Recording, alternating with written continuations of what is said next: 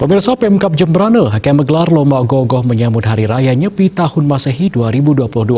Keputusan itu mengacu pada surat edaran Majelis Desa Adat MDA Provinsi Bali tentang pembuatan dan pawai ogoh-ogoh dalam rangka menyambut Hari Suci Nyepi Saka 1944. Bupati Jemberana Inengah Tamba mengatakan untuk pawai ogoh-ogoh belum bisa dipastikan, tergantung perkembangan situasi COVID-19 nantinya. Ia mengatakan tidak ingin membatasi kreativitas seketeruna di masing-masing desa adat. Namun demikian, jangan sampai menjadi pemicu meningkatnya angka terkonfirmasi COVID-19. Berdasarkan hasil rakor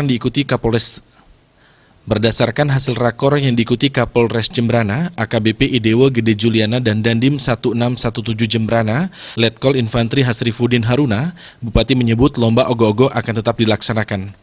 Namun ada syarat yang mesti dipatuhi. Seperti selama proses penggarapan ogoh-ogoh harus memperhatikan prokes. Penilaian dilakukan di masing-masing kecamatan hingga dihasilkan 5 perwakilan kabupaten. Di sisi lain, Kapolres Jemberana AKBP Idewo Gede Juliana menyebutkan telah berkoordinasi dengan Dinas Pariwisata dan Majelis Desa Adat Jemberana. Ia meminta keputusan dilaksanakannya lomba ogoh-ogoh itu mesti disikapi dengan baik, terutama mengindahkan protokol kesehatan mengingat Bali tengah menjadi sorotan. Hal serupa diungkapkan Dandim 1617 Jemberana, Letkol Infantri Hasrifuddin Haruna. Letkol Haruna menyebut perlu menyikapi aktivitas masyarakat sehingga tidak muncul efek negatif. Kegiatan pawai itu mesti disosialisasikan dengan baik sehingga tidak merugikan diri sendiri, khususnya di wilayah Kabupaten Jemberana. Surya Dharma Bali Pos melaporkan.